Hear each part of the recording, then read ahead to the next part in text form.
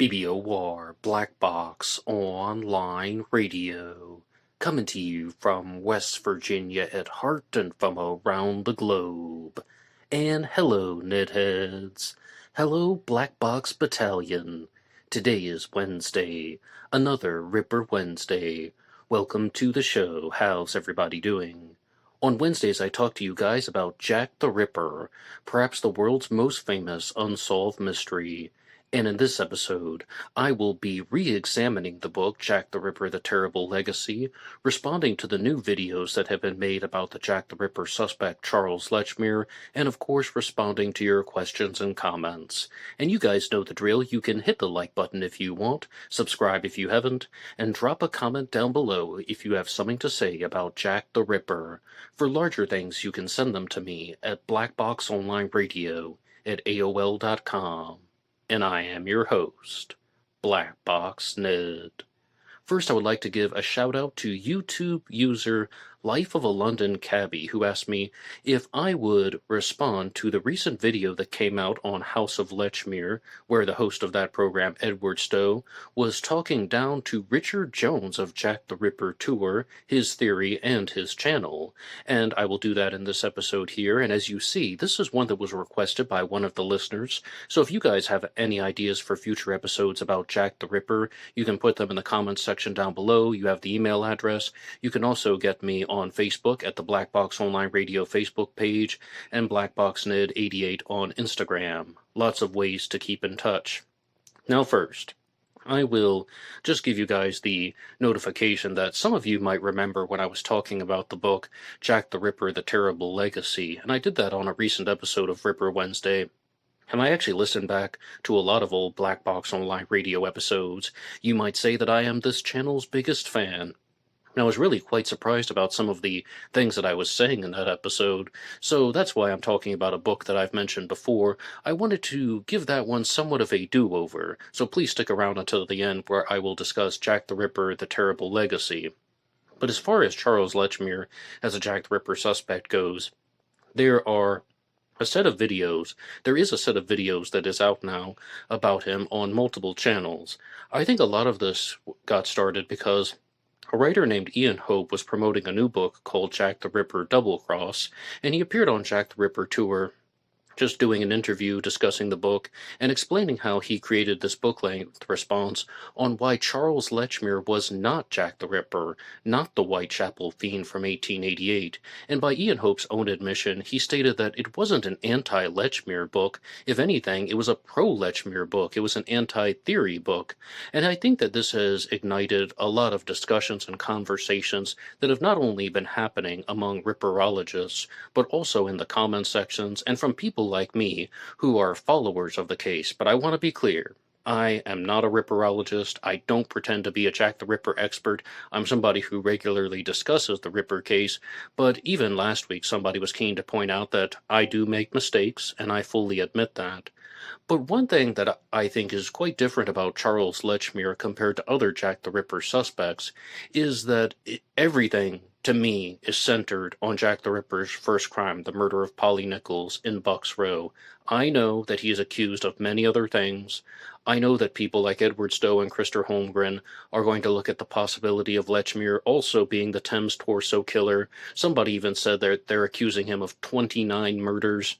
But for me, the linchpin in all of this seems to be Bucks Row, and I've noticed that in these recent videos that have been coming out on House of Lechmere and Jack the Ripper Tour, they're talking almost exclusively about Bucks Row and the murder of Polly Nichols. Just to go over everything one more time, I'm going to revisit Philip Sugden's book, The Complete History of Jack the Ripper, and he will give us an introduction. At about 3:40 on the morning of Friday, August 31st, 1888, a carman was walking along Bucks Row, Whitechapel. He was Charles Cross of 22 Doveton Street, and I will be referring to him as Charles Cross in this intro, his alias, as opposed to Charles Lechmere, his legal name. And he was walking Cambridge Heath Road, Bethnal Green, and he had worked at Pickford's for more than 20 years. Bucks Row seemed deserted. Cross was on the north side of the street and walking towards Baker's Row. The morning was chilly and still very dark. For much of its length, Bucks Row was narrow, cobbled, and gloomy. And if Lechmere, just, was Jack the Ripper or he was not Jack the Ripper. In either situation, you would have to expect that Box Row should have been mostly isolated at that time. One reason to support this is Robert Pohl, the other witness, didn't report seeing other men in the street. Lechmere also didn't say that he was flagging down other men, and there wasn't like it was a busy street at that time of the morning, so it should have been relatively isolated, because that's one of the things that people really zone in on. Lechmere is mostly by himself, and then he is spotted by himself with the body of Polly Nichols, or to be very clear, standing in the street looking at the body of Polly Nichols, Jack the Ripper's first victim. And also this note here about how Box Row was narrow, cobbled, and gloomy. I also want to point out that I think I first read it in Peter Foreman's book, Jack the Ripper, that Box Row would have been a very dark street. There was only a single lamppost for the entirety of Box Row at the time in 1888. So this is a place where somebody like Jack the Ripper could have committed the murder and easily escaped in the shadows. Or maybe he just fooled everybody by pretending to be a witness. You can decide. Beyond the board school, it became wide and open. He approached the end of the street, the section, and Cross saw something on the opposite side of the street. It was a large object lying across the entrance to the stable yard. At first he thought it was a tarpaulin, but when he got halfway across the street he realized that he was mistaken. It was the body of a woman. Standing uncertainly in the middle of the street, the carman heard another person approaching, the footsteps of another workman. The newcomer walking in the same direction as Cross was also a carman, Robert Pohl of 30 Foster Street. Cross went up and tapped him on the shoulder. "Come and look over here," he said. "There's a woman lying on the pavement." And this is going to be the foundation of everything. Was Charles Cross Jack the Ripper? I can call him Charles Lechmere now, getting out of that character mode. Was he Jack the Ripper, or was he just somebody who was walking down the street? We always have to remember, somebody has to find the body. And again, the videos that I will be discussing are making comments that are dealing with comments that were made by Edward Stowe of the House of Lechmere Channel and Richard Jones of Jack the Ripper Tour. And it appears that after the interview that came out with Ian Hope, Edward Stowe decided to make his own response video where he's highlighting certain points, and then Richard Jones made a video about the Lechmere theory called Jack the Ripper, the Missing Evidence, or Is It Really Missing? Something to that effect. And that gets its namesake from a documentary that came out that was discussing the Lechmere theory, a documentary called Jack the Ripper, the Missing Evidence, that came out several years ago. So in regards to the first claim, now there was something that was mentioned on Jack the Ripper Tour in the Ian Hope interview, and that is a statement that Edward Stowe highlighted, and I'm so glad he reminded me of it, because I do this show unscripted, and sometimes I think there are major points that just get lost, overlooked, or unspoken. And he brought up something about what you just heard in that tale of Box Row. Why would the killer murder someone, try and cover up the wounds of the victim, and then flag down somebody else?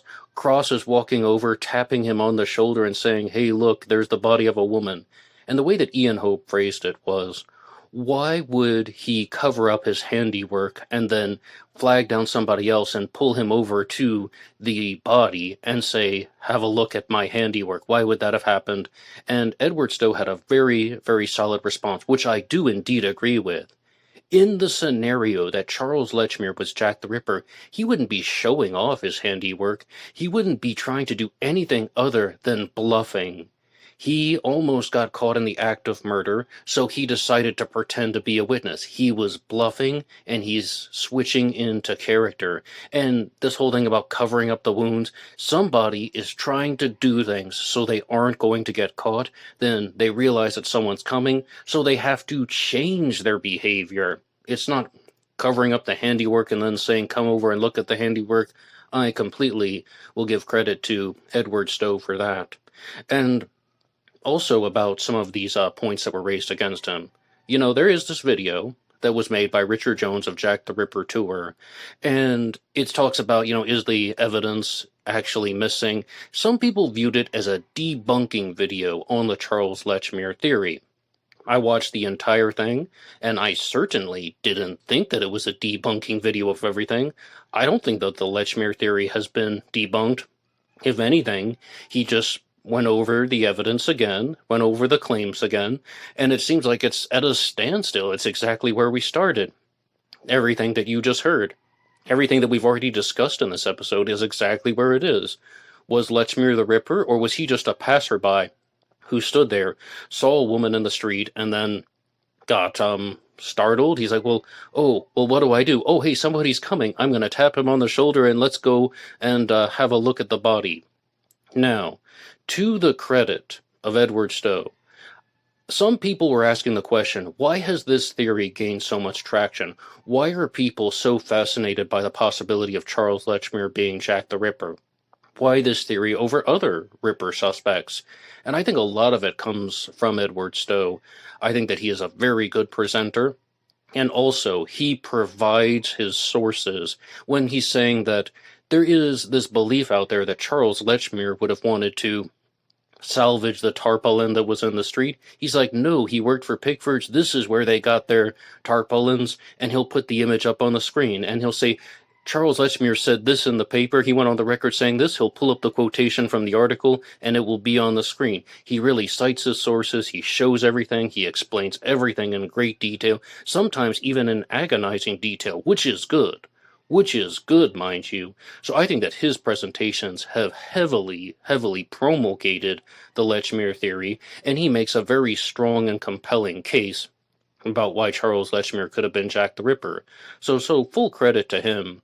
And again, in this missing evidence video that came out on Jack the Ripper tour, I didn't really hear anything that was truly debunking Lechmere. I think that Charles Lechmere is a strong Jack the Ripper suspect.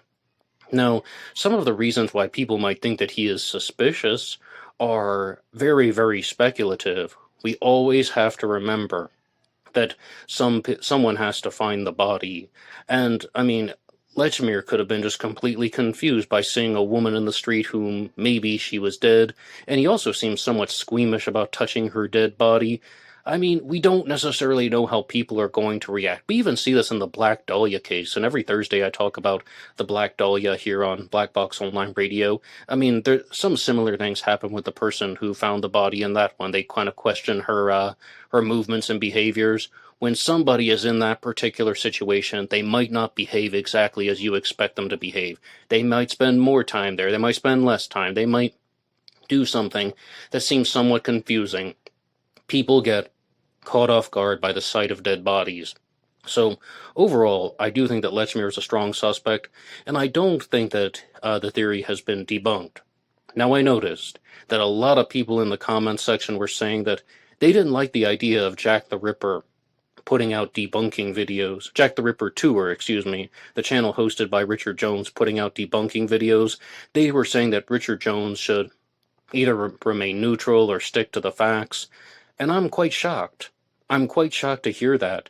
I'm quite shocked to see those things in the comments section because, I mean, Richard Jones has put out so many free resources. He has put out so many things that I've discussed here on Ripper Wednesday, but he has absolutely no responsibility or right or just sort of dependency on remaining neutral the entire time. He doesn't have to present his information that way. It's his channel, and it's his brand, and he can do what he wants with it. If he wants to make a debunking video, sure. And some people might think that it's impractical to make debunking videos. I thought so for a while, but at the same time, people are going to respond to the information the way they so choose. If they don't think that somebody is Jack the Ripper, then, they have every right to lay out the reasons why they don't think that someone was Jack the Ripper. And with Richard Jones, it definitely appears that there is a business aspect involved in the Jack the Ripper tour brand. It definitely seems like he does several things that might have been profitable over the years, but at the same time, he has put out so many things for free to the general public. I don't mind. He put his book, The London of Jack the Ripper, for free online. I talk about it all the time. I think it's one of the best introductory Jack the Ripper books out there. Also, the articles on Jack the Ripper tour, which I again, cite all the time. I read them all the time. I'm on his website all the time. Not to mention the interviews that he has done with people from all different walks of life. And I think it surprised his audience that when he does the interviews, he'll be neutral and just allow somebody to tell their story of how they researched the Ripper case, and he won't be extremely harsh on them. He won't be grilling them or asking interrogation style questions. He will just ask questions for points of clarity. And I mean, again, it's his channel. He can do that during the interviews, but if once every 5 years he wants to make a debunking video, I have no problem with a content creator choosing to make the type of content that they want, especially if it's going to be discussing the evidence as opposed to name calling and trash talking. Let me know what you think about that. And this is something that I genuinely dealt with in the Zodiac Killer mystery. Should we have debunking videos in the true crime world? For a long time, I said no, and I was like, we shouldn't call them debunking, we should call them investigations, because it should be about getting the truth, not about proving somebody wrong. But ultimately, I had to admit that that's just a name. That's just a label. And in 2021, I did my own Zodiac Killer debunking series here on Black Box Online Radio because of that reason. I recognize that debunking is just a name and just a label. Let me know what you think about the debunking challenge question. And feel free to check out some of the Zodiac content here on Black Box Online Radio. Every Monday I do a segment about the Zodiac Killer, and also on Tuesdays I started a new series about the disappearance of Madeleine McCann from Praia de Luz, Portugal. And this weekend on Black Box Online Radio, to anybody who's listening to this as it's coming out live, I will be releasing a bonus episode about the disappearance of Maura Murray, and it will be an interview segment. One more time, you can hit the like button and subscribe if you want to follow along with all of these episodes related to unsolved mysteries. And right now, I would like to switch gears and talk about the book Jack the Ripper, The Terrible Legacy by the Whitechapel Society. Once again, as I was listening back to the episode, I was just surprised by a lot of the comments that I was making, and it was also an episode where I was discussing multiple sources, Jack the Ripper, The Terrible Legacy, as well as the Big Book of Jack the Ripper, and even the Rippercast, a podcast that is dedicated to the Whitechapel murders. So it was really all over the map. But also, because these are ongoing discussions, and I do this segment every week, another thing connected with the dots in my mind, and that is that I was recently discussing Michael King's new book, Wolves in Sheep's Clothing, which is all about the profiling of murderers and also different types of abusers, because he's going to get into cult leaders in his book as well. But he was talking about something that was also echoed in this book, Jack the Ripper, The Terrible Legacy, and that is that 86% of murder victims know the killer. 86% of the time there is some type of relation between the murder victim and the killer. 14% of the time, the victims are absolute strangers to the killer. And in that 14%, a very, very frequent occurrence is that a serial killer is operating. So if a serial killer is likely to commit crimes where the victims are unknown to the perpetrator, then let's add some additional details, because both The Terrible Legacy and Wolves in Sheep's Clothing were saying that often what happens with a serial killer is they stalk areas, they zone in on particular victims, they look at certain people, they look at certain places. All right, where's the vulnerable place? Where can I go? How can I do something that will put the victim in a situation where they can be murdered? And, I mean, the first point is that this is all showing calculation, and the way that Jack the Ripper operated also shows calculation. Think about somebody like, let's say, Charles Lechmere, and everything that you heard about Bucks Row, about how it's extremely dark, and it's would have been relatively secluded if they're the only people out until Robert Paul gets there, Polly Nichols and Charles Lechmere, then this could be a very, very simple explanation about how somebody would attack someone when it's dark and no one else is around. The Ripper, no matter whom he was, would have been paying attention to things like that, and this also shows us that this would be somebody who is aware of his mental faculties as opposed to having a psychotic episode. That's important because a lot of Jack the Ripper suspects were clinical psychotics. And in terms of In terms of the 86-14, I mean, you might be thinking 86%, that sounds like a lot of murderers. I agree completely. But that is also suggesting things like a husband murders his wife, a wife murders her husband. There are family disputes, people who are murdering their friends, business partners. 86% of the time, the victim is known to the killer, or the killer is known to the victim. There's some type of established relation, and only 14% of the murders are committed by strangers. And Michael Cole recently appeared on Planet X Filmworks. Michael Cole, author of the Zodiac Revisited trilogy, and he said that strange people murder strangers. Absolutely, absolutely. Jack the Ripper was one of the absolute strangest victims. But what do you think, though? Do you think everything that I just said makes Charles Lechmere look guiltier? I would love to know your responses. Please put them in the comments section down below. And I would actually just like to go straight to the book, Jack the Ripper, The Terrible Legacy, and look at a section that was written by Robin Odell, someone who might be more famous for the book Ripperology. But let's have a read right here. The 18th century English poet Thomas Gray wrote the following lines in another age which might have served as an ode to the victims of the Whitechapel murders. Alas, regardless of their doom, the little victims play. No sense have they of ills to come, nor care beyond today. In memoriam, Marianne Nichols, Annie Chapman, Elizabeth Stride, Catherine Eddowes, and Mary Jane Kelly. And this is something that perhaps I don't say enough about resting in peace to the victims. The question, what about the victims, has frequently been voiced in the wake of Britain's most notorious murders. In the 125 years since Jack the Ripper's murders rocked Whitechapel, scores of identities have been proposed for the otherwise anonymous murderer. Only one possibility can be correct, which means that the rest have been falsely accused and thus become unwittingly victimized in the process. Notions of victimhood, or becoming a murderee, have long been debated, although victimology has a more recent history. The celebrated true crime writer F. Tennyson Jesse first coined the term murderee in the 1920s to describe what she called a race of human beings who lay themselves out to be murdered, that is, individuals who are disposed to become murder victims. In her book, Murder and Its Motives, Tennyson Jesse wrote that the word murderee seemed to fill a long-held want, noting that the Times had adopted it, but she later wrote of wishing that she had not coined the word. I mean, that definitely does sound somewhat disrespectful, murderee, and this whole thing about people are just putting themselves in situations to be murdered. The women who were murdered by Jack the Ripper absolutely did not ask for that. And here's something else that we can continue from Wolves in Sheep's Clothing, as well as just a comment from one of you guys in the section down below when somebody said, now, everybody's under this belief that a serial killer lures his victims to the vulnerable areas. With Jack the Ripper, perhaps the women lured him to the vulnerable area.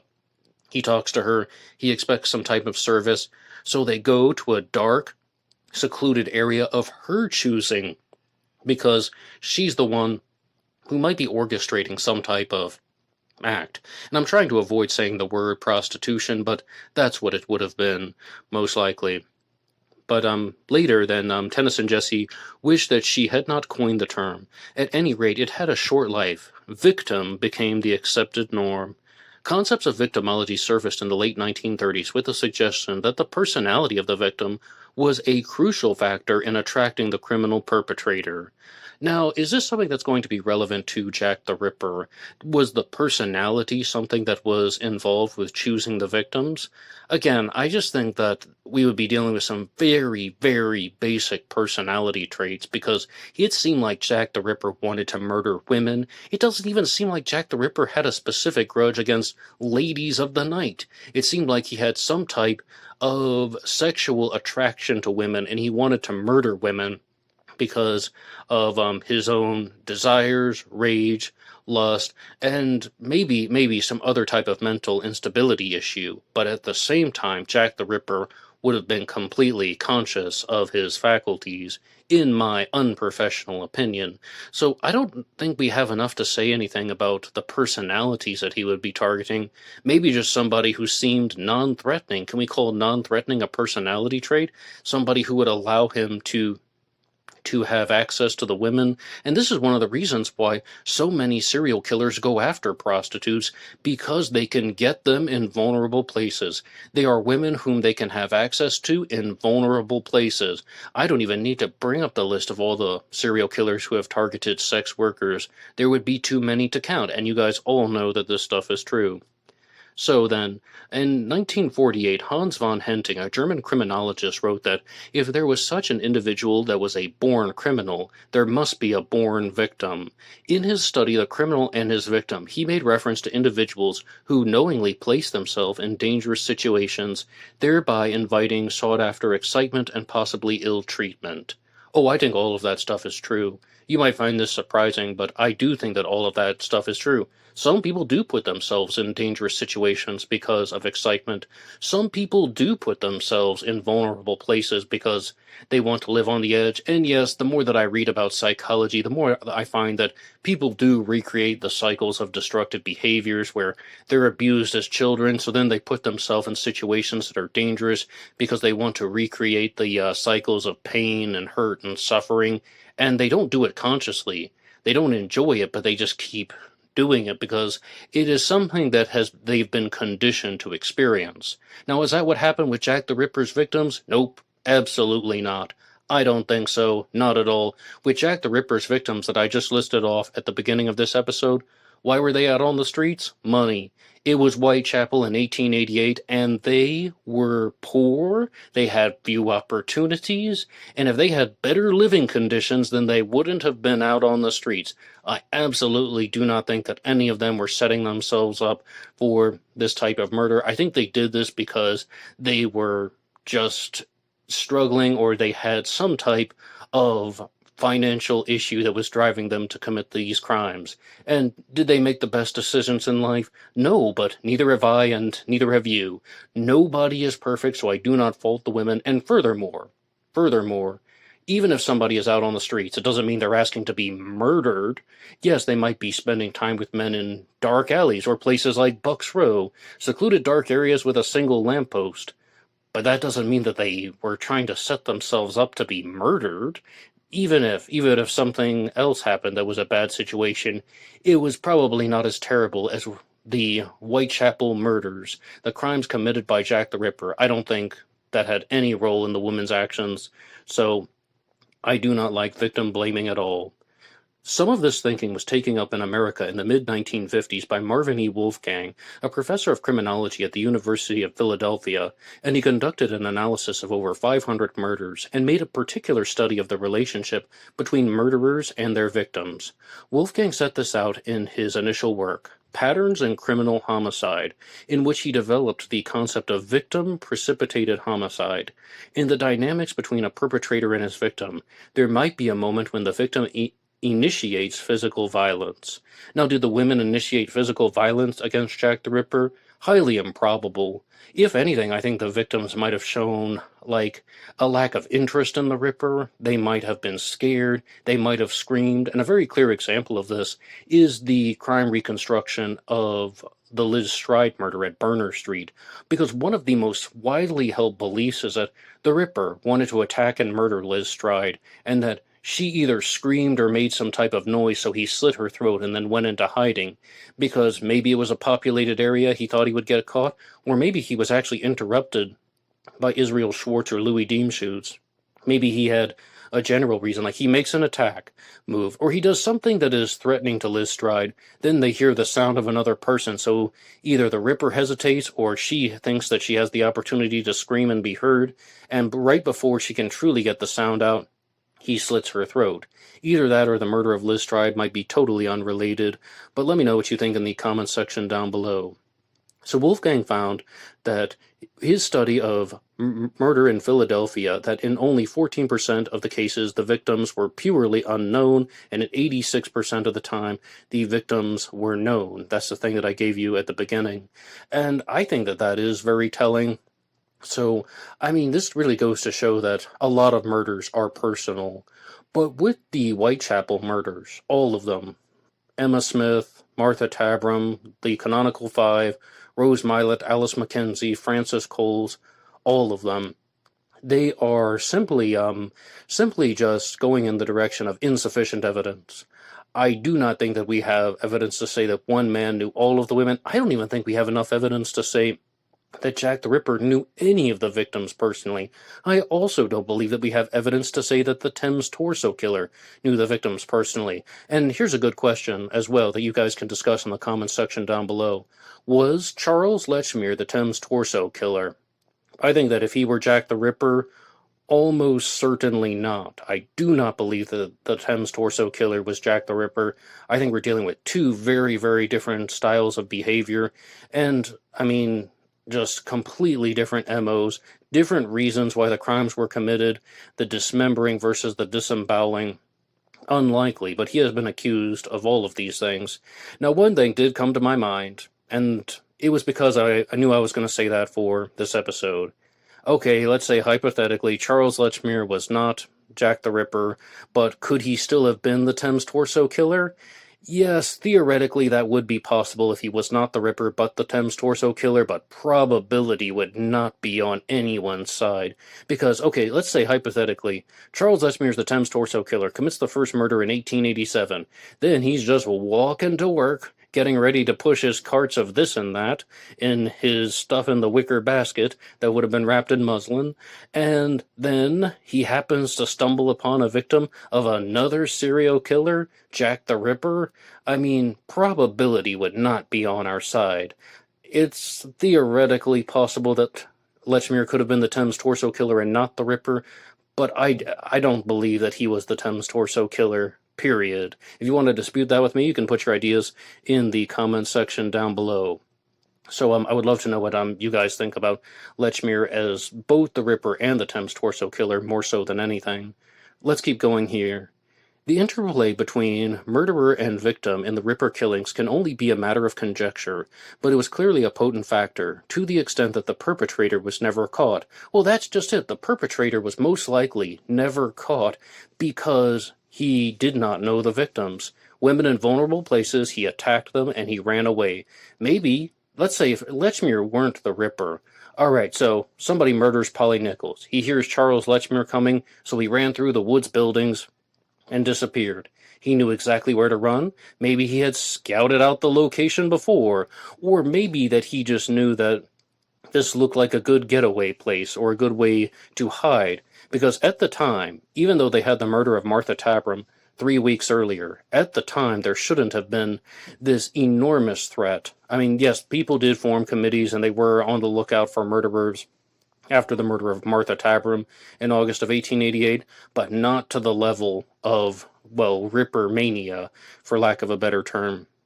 So, continuing on here. It is commonly accepted that the Ripper's modus operandi was that of a serial killer. Well, no, yes, of course, the Ripper's MO was that of a serial killer. I mean, I'm not sure what else it would be.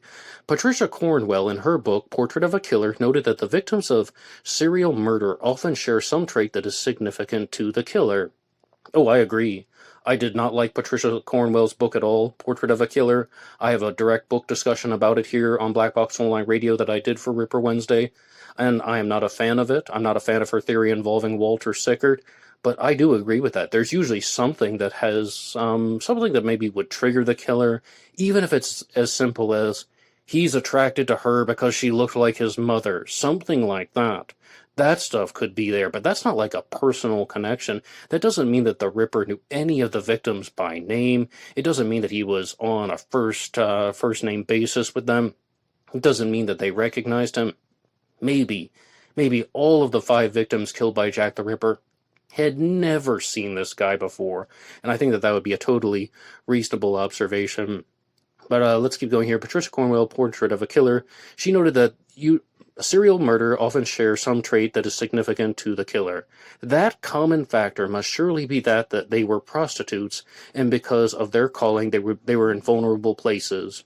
Joel Norris, in his book Serial Killers, gives a pen picture of this type of murderer, whom he describes as having two effective weapons: mobility and normality. He is an individual who sees himself as a solitary stalker with a finely tuned sense of survival.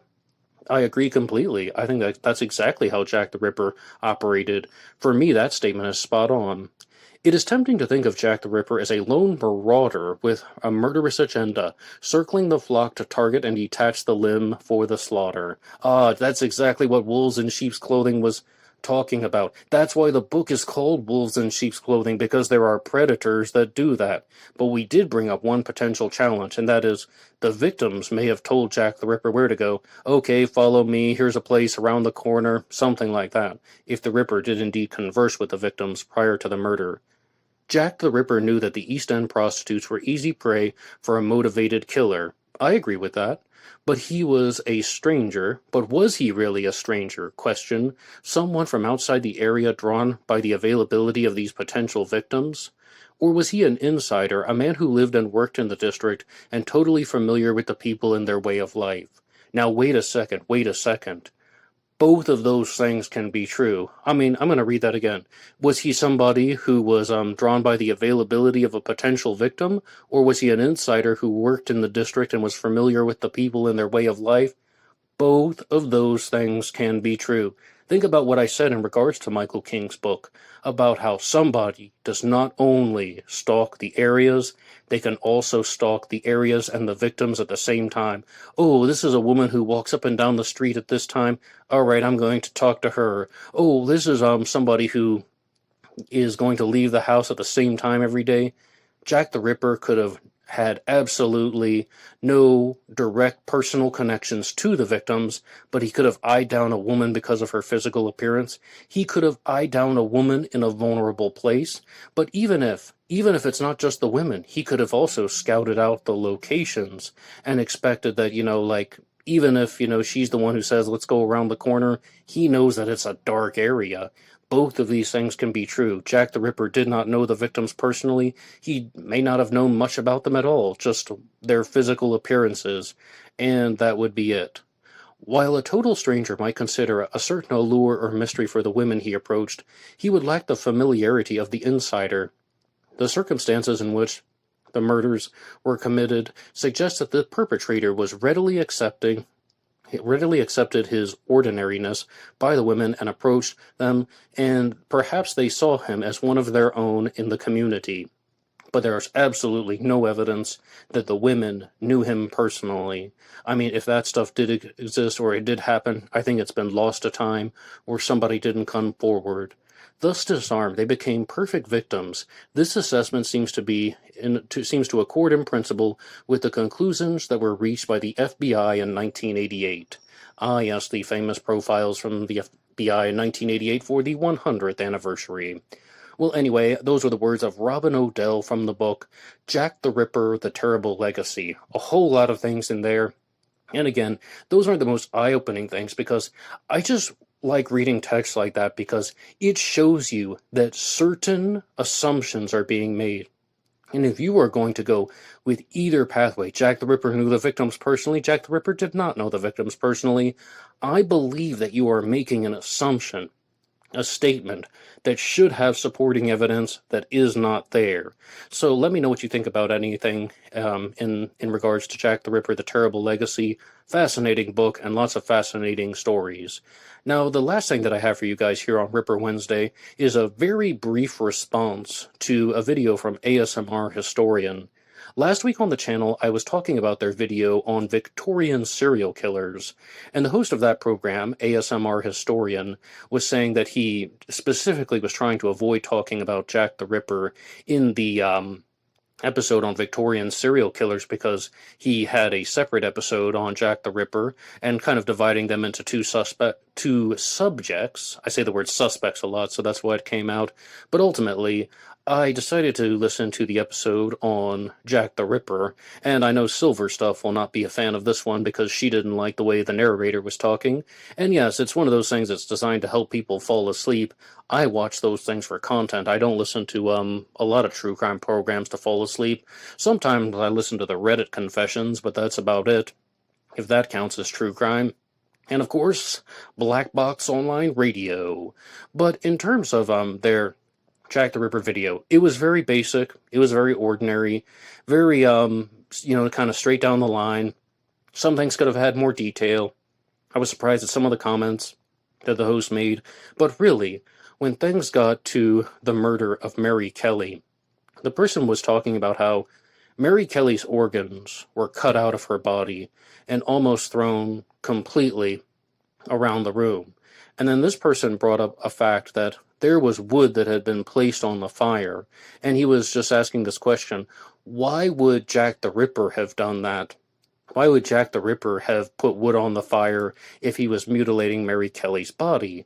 And I think that this could be explained very easily, that the Ripper may have spent an upwards of 2 hours with Mary Kelly. And again, if he is the type of person that would have taken wood, put it on the fire, maybe even made his own fire. Okay, that's the thing that was actually said on ASMR Historian. He's like, oh, it seems that the Ripper was the one who made the fire. And I'm like, now wait a second. I mean, I suppose that's possible. Again, we're getting into the category of assumptions. But perhaps he just did it because he didn't want to be cold during those 2 hours. November in England, I mean, and we're dealing with the early AM hours when Mary Kelly was murdered. But of course, this person was keen to point out that the only thing that seems to be taken from Mary Kelly was her heart, and her organs then are just placed around the room. And he also stated, though, that she was mutilated beyond recognition, and that seems to be a widely held misconception. That is an untrue statement, because her ex-lover, Joseph Barnett, also identified her. He identified her even though she was mutilated. So she wasn't mutilated beyond recognition, she was mutilated indeed. But this whole concept of stealing her heart, is that a symbolic gesture? Or is that just somebody who has a very deranged approach? I mean, in the past, I think you guys, listeners of Black Box Online Radio's Ripper Wednesday, will know that for a long time I was just saying these seem like the actions of a schizophrenic. These seem like the actions of somebody who had some type of psychotic disorder. But the more time that I read books like The Terrible Legacy and listen to people like Michael King, I think, the Ripper might have been very calculating with his actions. Did he have medical knowledge? Did he know that that was her heart and he did it symbolically? Well, according to Win Weston Davies, who wrote Jack the Ripper, A True Love Story, yes. And he claims that his suspect, Francis Spurzheim Craig, was actually married to Mary Kelly. But in terms of other theories, all of it is going to go into the category of assumption. And this might be a bold statement that other people might not want to hear. I think that there is insufficient evidence that Jack the Ripper knew what he was doing with the organs. And let's say, hypothetically, Jack the Ripper takes the uterus from Annie Chapman, the kidney and uterus from Catherine Eddowes, and the heart of Mary Kelly. He might have had medical education, or maybe he didn't. I haven't seen anything to truly suggest that Jack the Ripper knew how to identify the specific organs. Never mind that he's taking out different ones, and each time is different. He didn't take the kidney from Annie Chapman. And another thing that was shared in the ASMR Historian video is that with Annie Chapman, he took a part of her bladder, but not the whole thing. So, is this somebody who is just committing the stabbings and taking whatever organ he has access to most easily? I don't really know, because like everything, there isn't a lot of evidence. And one point that Richard Jones was highlighting on the Jack the Ripper Tour channel is that a lot of the reports have been lost, a lot of the evidence has been lost, a lot of the information has been lost. One thing that we do have are the archives of newspaper articles and the coverage of the stories that was done back in 1888, and that can be valuable. And we also have copies of letters that have been written. Those are also valuable. But I would love to know what you guys think about anything. Share anything you want in the comments section down below. What do you think about Charles Lechmere as a Jack the Ripper suspect? What do you think about the concept of debunking suspects, as opposed to just trying to get the truth and investigating the facts? And what do you think about any comments made from the Jack the Ripper book, The Terrible Legacy, as well as from the ASMR Historian segment here at the end? One more time, if you're listening to this episode live, Every Tuesday I do the segment about Madeline McCann now. On Thursdays I talk about the Black Dahlia. On Fridays about D.B. Cooper. And this Saturday I will be releasing a special bonus episode on the disappearance of Maura Murray. So please check out some content related to unsolved mysteries here on Black Box Online Radio. And if you want to support all of these efforts, you can go over to buymeacoffee.com. buymeacoffee.com/blackboxnid88. And that allows you to make a donation or contribution to help support the show. And anybody who makes a donation will get a shout-out on Zodiac Monday.